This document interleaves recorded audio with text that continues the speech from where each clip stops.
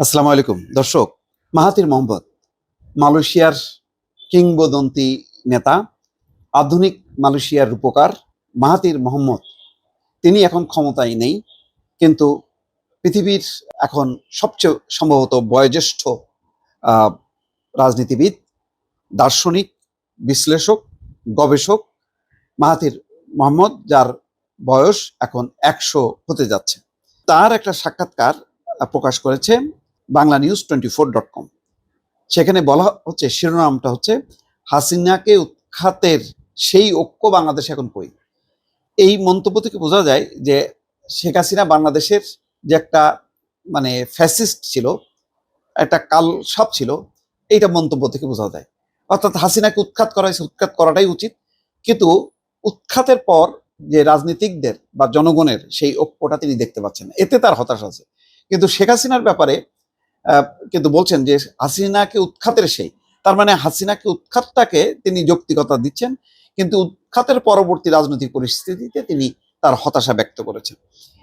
দারিদ্র্য বিমোচনে প্রধান উপদেষ্টা ডক্টর মোহাম্মদ ইউনূসের কাজের প্রশংসা করলেও বাংলাদেশের বর্তমান রাজনৈতিক উত্তরণ পর্ব নিয়ে খুব বেশি আশাবাদী হতে পারছেন না মালয়েশিয়ার সাবেক প্রধানমন্ত্রী মাহাথির মোহাম্মদ। দেখেন, আবার এর প্রতিও ডক্টর মোহাম্মদ ইউনূস, যিনি হচ্ছে শেখ হাসিনার চোখের বিষ, দুই চোখের বিষ, তার প্রতি কিন্তু তার ভালোবাসার সম্মান আছে, কিন্তু সম্মানটা নাই শুধু শেখ হাসিনার।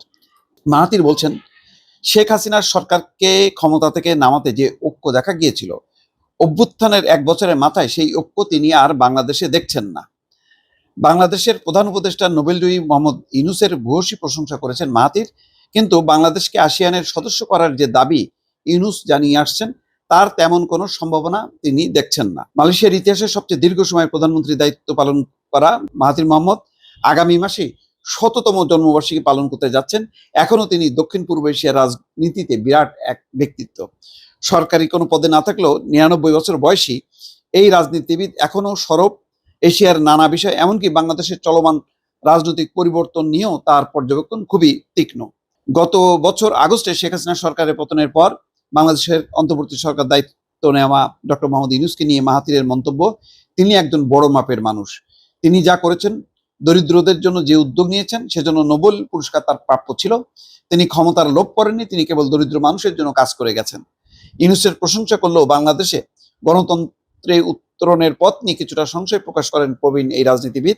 মানুষ শেখ হাসিনাকে সরাতে ঐক্যবদ্ধ হয়েছিল, কিন্তু কি ধরনের সরকার তারা চায় সে বিষয়ে ঐক্য নেই। প্রত্যেকে চায় তার নিজের মতামতই দেশের সবাই মেনে নিক, আর তাতেই সমস্যা তৈরি হচ্ছে। তার মানে দেখেন, এই যে ঐক্যমত্য কমিশনে এ বলছে এই কথা, সে বলছে ওই কথা, আলটিমেটলি যে ঐক্য হচ্ছে না, সেই বিষয়টা কিন্তু তিনি সজাগ। বলছেন যে এখন সেই লোকজনের মধ্যেই দ্বিধা দ্বন্দ্ব দেখা দিচ্ছে যারা আগে ঐক্যবদ্ধ ছিল। সম্প্রতি জাপানে মোহাম্মদ মাহাথিরের সঙ্গে দেখা হয় মোহাম্মদ ইউনূসের, তবে সেখানে বাংলাদেশের নেতাকে কোনো পরামর্শ দেননি বলে মালয়েশিয়ার সাবেক প্রধানমন্ত্রীর ভাষ্য। তিনি বলেন, আমি তার কথা শুনেছি, আমি জানি সে সমস্যায় আছে, কিন্তু বাংলাদেশ কিভাবে চলবে তা বলার মতো যোগ্যতা আমি মনে করি আমার নেই। অধ্যাপক ইউনূস বাংলাদেশকে আসিয়ানের সদস্যপদ দেখতে চান, কিন্তু সেই সম্ভাবনা নিয়ে আশাবাদী নন মাহাথির।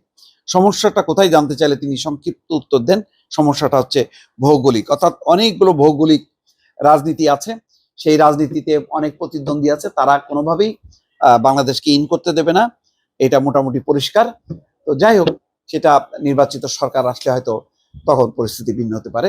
কিন্তু দেখেন, মাহাথির মোহাম্মদের দুইটা জিনিস, শেখ হাসিনারকে যে ভালো চোখে দেখেন না, অন্যদিকে ডক্টর মোহাম্মদ ইউনূসকে ভালো চোখে দেখেন, এটা পরিষ্কার হলো তার এই সাক্ষাৎকারে। আরেকটি বিষয়, বাংলাদেশের রাজনৈতিক পরিবর্তনের পর যে সংস্কার এবং নতুনভাবে একটি দৃষ্টিভঙ্গি নিয়ে কি ধরনের সরকার, কি ধরনের শাসন ব্যবস্থা প্রবর্তিত হবে, সেই ব্যাপারে যে ঐক্য নেই এবং এই ঐক্য হওয়াটা যে কঠিন, সেই ব্যাপারে তার একটা হতাশা তিনি ব্যক্ত করলেন তার সাক্ষাৎকারে। দর্শক, ভালো থাকবেন, আল্লাহ হাফিজ।